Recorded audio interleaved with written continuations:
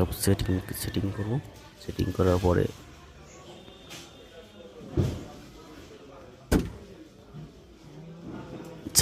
পরে আমরা দেখব কি অবস্থায় আছে।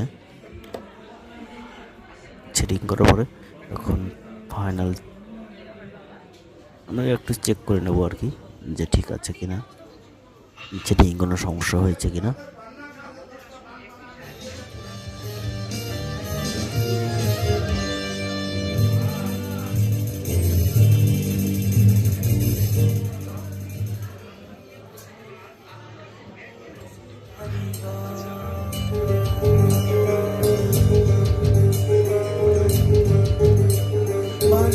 রসের